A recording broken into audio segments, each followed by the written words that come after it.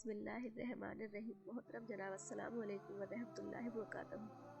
آدم علیہ السلام کے ذکر سے متعلق قرآنی آیتیں۔ قرآن مجید میں حضرت آدم علیہ السلام کا نام 25 بار 25 آیتوں میں آیا ہے، اور انبیاء علیہ السلام کے تذکروں میں سب سے پہلا تذکرہ ابو البشر حضرت آدم علیہ السلام کا ہے کہ صورتوں میں بیان کیا گیا ہے۔ سور بقر، آراف، اسراء، کہف اور طٰہٰ میں نام اور صفتوں دونوں کے ساتھ، اور سور، حجر و صاد میں سے صرف صفتوں کے ذکر کے ساتھ، اور آل عمران، مائدہ اور مریم اور یاسین میں صرف ضمنی طور پر نام لیا گیا ہے۔ آدم کے قصے میں کچھ اہم عبرتیں۔ یوں تو آدم علیہ السلام کے واقعے میں انگنت پند اور نصیحتوں اور مسئلوں کا ذخیرہ موجود ہے، اور ان کا احاطہ اس مقام پر ناممکن ہے، پھر بھی کچھ اہم عبرتوں کی طرف اشارہ کر دینا مناسب معلوم ہوتا ہے۔ اللہ تعالیٰ کی حکمتوں کے بھید انگنت اور بے شمار ہیں، اور یہ ناممکن ہے کہ کوئی ہستی، چاہے وہ جتنی ہی اللہ کی بارگاہ میں مقرب ہو، ان تمام بھیدوں کو جان جائے۔ اس لیے اللہ کے فرشتے انتہائی مقرب ہونے کے باوجود آدم علیہ السلام کی خلافت کی حکمت کے جانکار نہ ہو سکے، اور جب تک معاملے کی ساری حکمت سامنے نہ آ گئی، وہ حیران و پریشان ہی رہے۔ اللہ تعالیٰ کی عنایت و توجہ اگر کسی معمولی چیز کی اور بھی ہو جائے تو یہ بڑے سے بڑے مرتبہ اور ذلیل القدر منصب پر پہنچ سکتی ہے، اور شرف و بزرگی کے عہدے سے نوازی جا سکتی ہے۔ خاک کی ایک مٹھی کو دیکھیے، اور پھر اللہ کے خلیفہ ہونے کے منصب پر نظر ڈالیے، اور پھر اس کے نبوت و رسالت کے منصب پر نظر ڈالیے، مگر اس کی توجہ کا فیضان وقت و اتفاق کی بدولت یا حکمت کے بغیر نہیں ہوتا، بلکہ اس چیز کی استعداد کے مطابق بے نظیر حکمتوں اور مصلحتوں کے نظام سے جڑا ہوتا ہے۔ انسان کو اگرچہ ہر قسم کا شرف ملا اور ہر طرح کی بزرگی اور بڑپن نصیب ہوا، پھر بھی اس کی پیدائشی اور طبعی کمزوریاں اپنی جگہ اسی طرح قائم رہی، اور بشر اور انسان ہونے کی وہ کمزوری اپنی جگہ باقی رہی۔ اصل میں یہی وہ چیز تھی جس نے حضرت آدم علیہ السلام پر اس بزرگی اور بڑے درجے کے ہوتے ہوئے ایسی بھول لگا دی، اور وہ ابلیس کے وسوسے میں آ گئے۔ خطاکار ہونے کے باوجود اگر انسان کا دل شرم اور توبہ کی طرف مائل ہو تو اس کے لیے رحمت کا دروازہ بند نہیں ہے، اور اس بارگاہ تک پہنچنے میں نا امیدی کی اندھی گھاٹی نہیں پڑتی۔ البتہ خلوص و صداقت شرط ہے، اور جس طرح حضرت آدم علیہ السلام کی بھول چوک کی معافی اسی دامن سے وابستہ ہے، اسی طرح ان کی تمام نسل کے لیے بھی عفو اور دنیا کی رحمت کا بھاری بھرکم دامن پھیلا ہوا ہے۔ کسی عارف نے کیا خوب کہا ہے: باز آ ہر آنچے ہستی باز آ، گر کافر و گبر و بت پرستی باز آ، ای در گہے مادر گہے نا امیدی نیست، صد بار اگر توبہ سسکتی باز آ۔ اللہ کے دربار میں گستاخی یا بغاوت بڑی سے بڑی نیکی اور بھلائی کو بھی تباہ کر دیتی ہے، اور ہمیشہ کی ذلت و گھاٹے کی وجہ بن جاتی ہے۔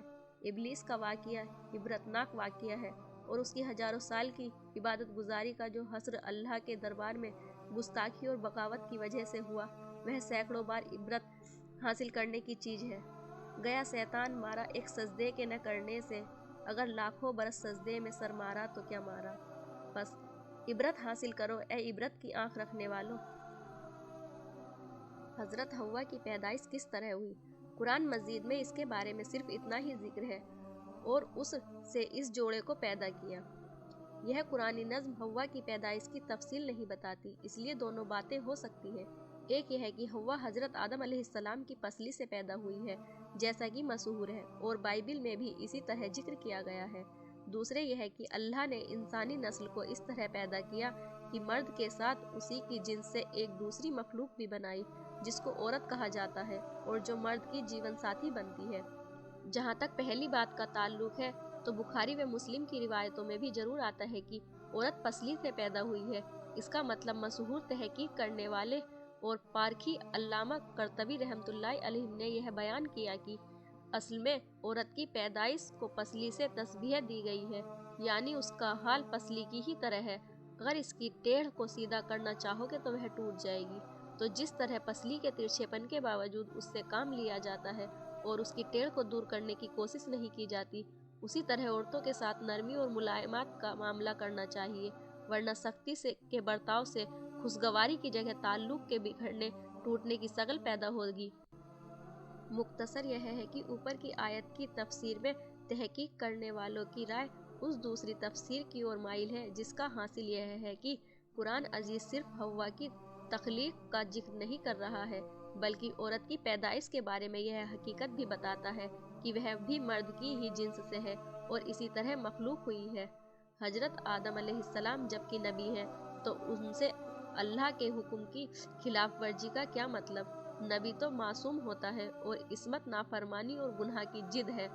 इस मसले के वाज़ेह करने से पहले थोड़े से लफ्ज़ों में इस्मत के मानी और उसका मतलब बयान किया जाता है। नबियों की इस्मत का मतलब, कायनात के पैदा करने वाले ने इंसान की तख्लीक एक दूसरे की जिद ताकतों के साथ फरमाई है, यानी उनको नेक व बद दोनों किस्म की ताकतें दी गई हैं। वह गुनाह भी कर सकता है और नेकी भी, वह बुराई का इरादा भी रखता है और खैर का इरादा भी, और यही उसके इंसानी सरफ की खास बात है। इन टकराने वाली ताकतों के रखने वाले इंसान में से अल्लाह ताला इंसानी रुश्त व हिदायत और अल्लाह से मिलने के लिए कभी कभी किसी आदमी को चुन लेते और उसको अपना रसूल, नबी और पैगंबर बना लेते हैं। इस सिलसिले की आखिरी कड़ी जाते अक़दस मोहम्मद सल्लल्लाहु अलैहि वसल्लम है। जब यह हस्ती नबुवत के लिए चुन ली जाती है तो उसके लिए यह ज़रूरी है कि वह अमल और इरादे की ज़िंदगी में हर किस्म के गुनाह से पाक और हर तरह की नाफरमानियों से दूर हो, ताकि पैगाम इलाही के मनसब में अल्लाह की सही नियाबत कर सके। इस तरह वह एक इंसान और बशर भी है, खाता है, पीता है, सोता है, बाल बच्चों की ज़िंदगी से भी जुड़ा हुआ है, और वह हर किस्म के अमली और इरादी गुनाहों से पाक भी है, क्योंकि वह हर किस्म की नेकी के लिए हादी व मुर्शिद और अल्लाह का नायाब है।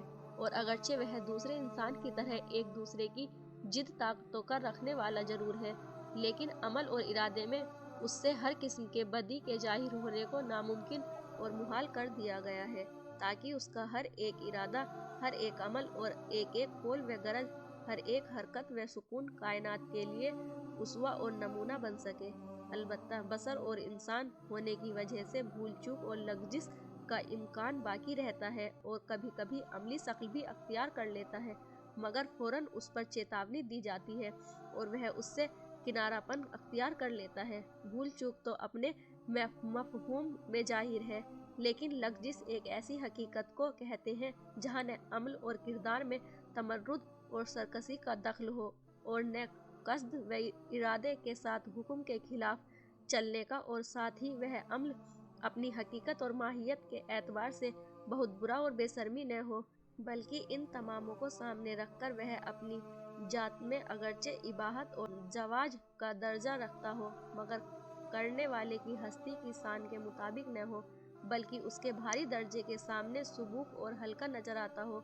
यह सब कुछ होते हुए इसलिए अमल में आ गया कि अमल करने वालों की निगाह में उसका इस तरह करना अल्लाह की मर्जी के खिलाफ न था, लेकिन नबी पर चूंकि अल्लाह की मुस्तकिल हिफाजत व निगरानी रहती है, इसलिए फ़ौरन उसको चेतावनी दे दी जाती है कि यह तुम्हारी जलालत कद्र और रुतबे की बुलंदी की शान के खिलाफ है और कतई गैर मुनासिब है। हकीकत के इस मजमूए का नाम नबियों की इस्मत है। आज के लिए बस इतना ही। अगली वीडियो में हम हाजिर होंगे हजरत आदम अलैहिस्सलाम की इस्मत के वाक़ये को लेकर। तब तक के लिए अल्लाह हाफ़िज़।